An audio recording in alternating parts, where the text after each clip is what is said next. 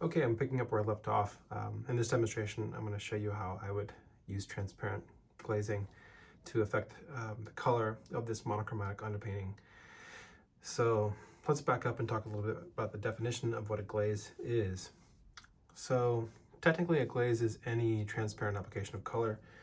So it could be as simple as using a thin film, like rubbing it on with your thumb, or using a palette knife to scrape a thin layer of pure paint over an area. But most traditionally, it involves the use of oily mediums like this linseed oil here. And so essentially, when we talk about the fat over lean principle, we're talking about controlling the amount of oil that is in the paint in the layers. So the fat equals linseed oil and the lean equals less linseed oil. So every oil paint has a certain amount of linseed oil that is ground into it, and every certain pigment has an oil absorption rate, which dictates how much oil any pigment can absorb. And essentially every oil paint reaches a critical amount where it's the minimum amount of oil needed to make it into a uniform paste, and that's how they tube it up. So you can paint straight out of the tube if you like, and then if you're concerned about the fat over lean principle, you can add drops of oil into the subsequent layers. So another way to think about the fat over lean principle is flexible over inflexible.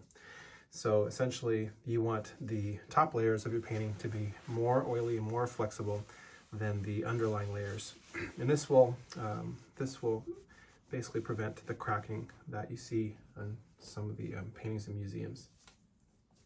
Okay, so I previously showed you the palette that I'm working with here. We have titanium white, yellow ochre. This is a minium red lead, but it's cadmium orange essentially, and there's vermilion or cadmium red, Venetian red, and burnt sienna. There's black and green, and then we have an impasto medium, which is essentially chalk-based paint, which is a transparent impasto paste, and then there's a solvent-free oil gel. So you can also make the paint transparent by adding a chalk-based medium or a gel-based medium, which will make the paint more transparent without running the risk of adding too much oil.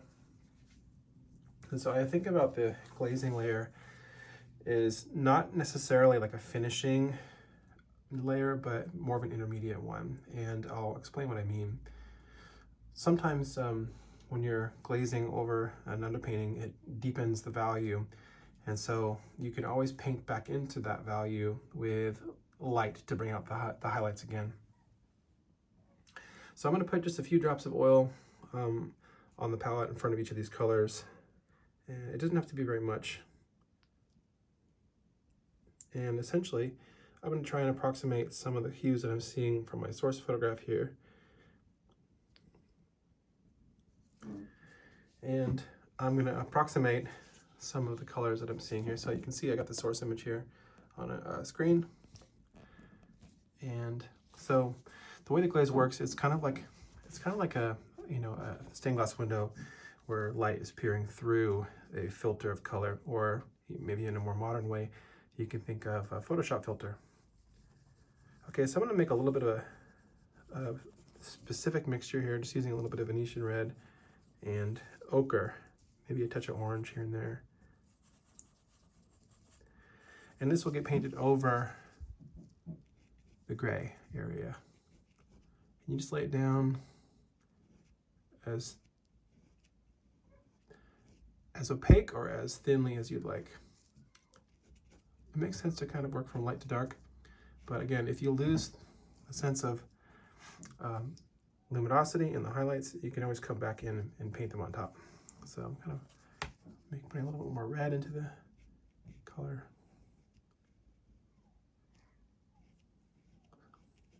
Okay, looks pretty good.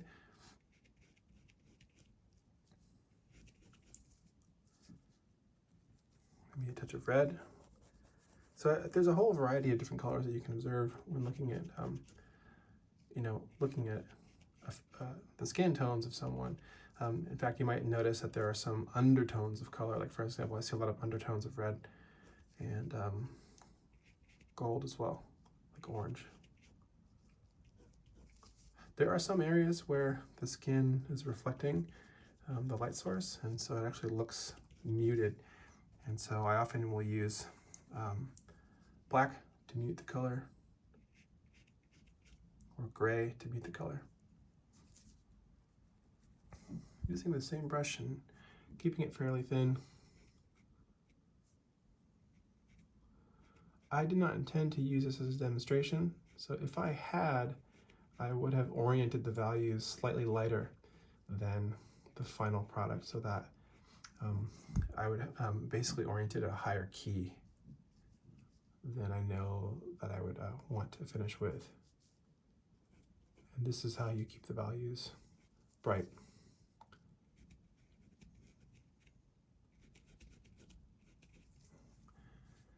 And the great thing about working in glazing is the hardest part of the painting is finished. Like the modulation of light to shade is already there. So you don't need to, even if you have to wipe off the glaze, the hardest part is still completed. And that's a really reassuring thing. So you can paint over the light source and then paint back in to the glaze, or you can just modify the color that's down. So here I'm going to put a little bit of color.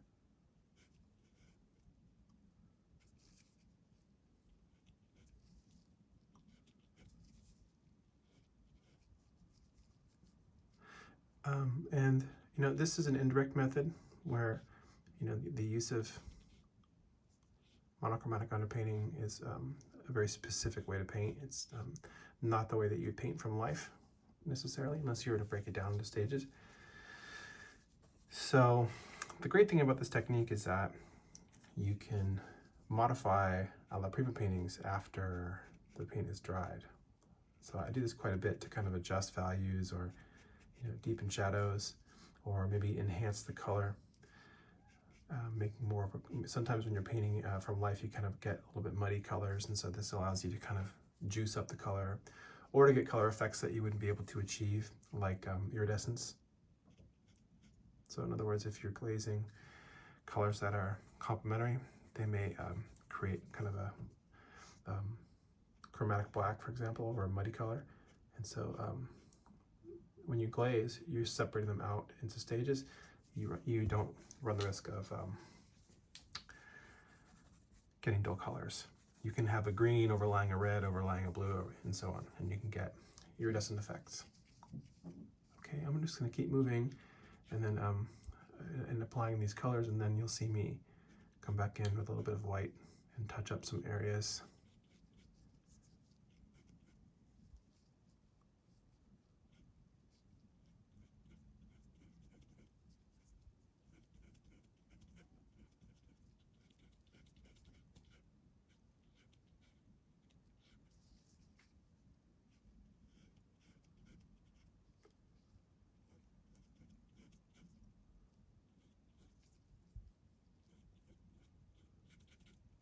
You can also use a rag or a brush to lift out colors that you don't think are, maybe they're too saturated. So you can control the chroma or the saturation of the color while you're working.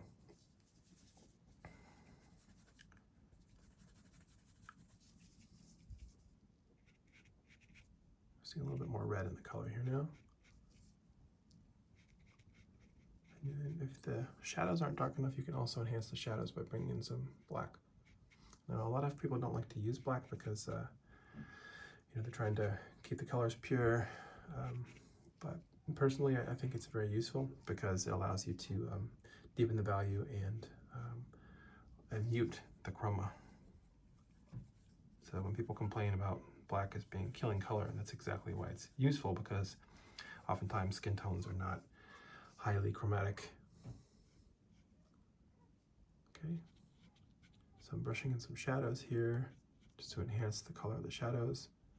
Okay, color to that shadow.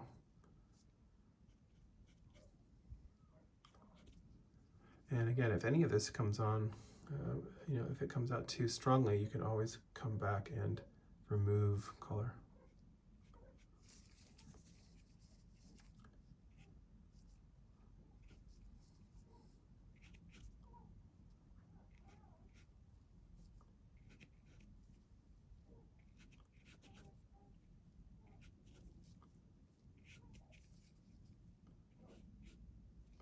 There's no limit to how much you can adjust the colors, but essentially because you're relying on the reflective qualities of the paper or the canvas underneath, you do have to be concerned about preserving the luminosity of the values.